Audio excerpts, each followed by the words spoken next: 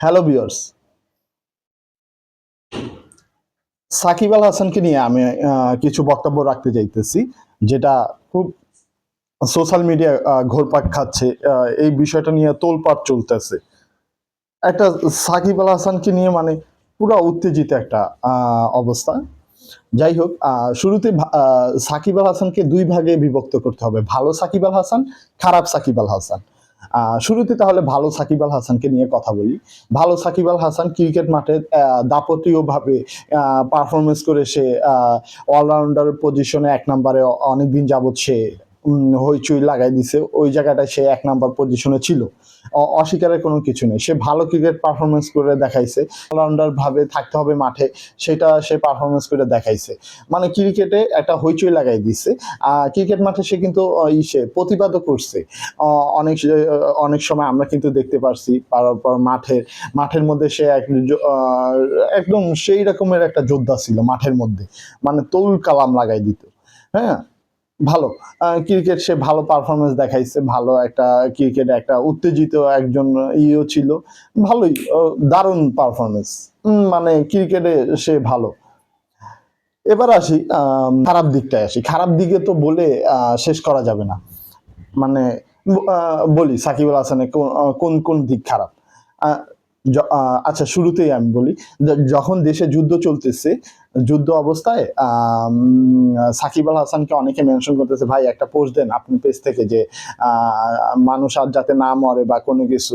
তখন সাকিব আল হাসান কোনো পোস্ট নাই, নীরবতা, পুরা নিশ্চুপ। মানে সে কিছুই বুঝে না। সে মানে এইসব বিষয়ে সে ধ্যান জ্ঞানী নাই বা কোনো কিছু না। মানে এমন একটা অবস্থা, সে কিছুই জানে না বা কোনো কিছু, মানে কিছুই বুঝতেছে না।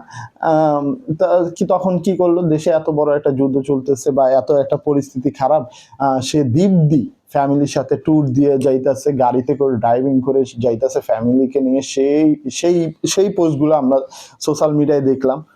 তখন আমরা খুবই হতাশ হইলাম সাকিব আল হাসানকে নিয়ে, যে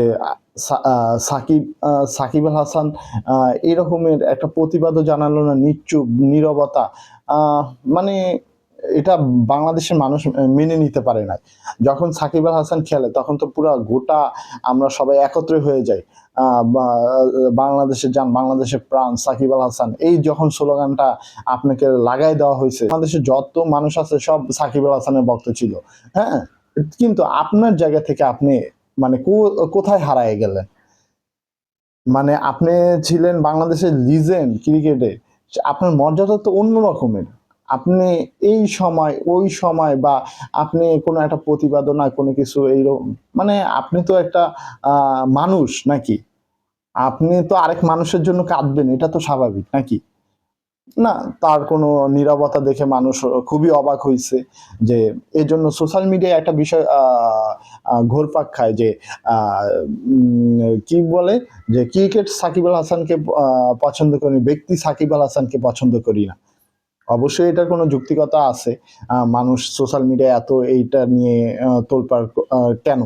অবশ্যই এটার পেছনে কোনো কারণ আছে। সাকিব আল হাসান, দুঃখের বিষয় যে সাকিব আল হাসান এত বড় একজন খেলোয়াড়, সে এই সময় বা কোনো কথা বললো না। মানে খুব হতাশ মানুষ। এখন শুনতেছি যে ক্রিকেট মাঠে সে বাংলাদেশ থেকে বিদায় নেওয়ার জন্য জানানো হইতেছে। আমরাও চাই অবশ্যই বাংলাদেশ ক্রিকেট থেকে সে বাংলাদেশের মাটিতেই বিদায় নেই।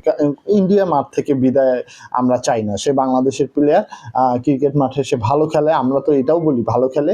তো সে বাংলাদেশের নাগরিক, সে বাংলাদেশ থেকে ক্রিকেট অবসর নিক। সে তো আমেরিকায় বসে আর অবসর নিতে পারবে না। সে ক্রিকেট বাংলাদেশ থেকে অবসর নিক, এটা আমাদের চাওয়া। যাই হোক, সবকিছু সাকিব আল হাসানকে ঘিরে, কারণ সোশ্যাল মিডিয়া এত উত্তেজিত সাকিব আল হাসানকে নিয়ে। এই নিয়ে আমার ভিডিও। সবাই ভালো থাকুন।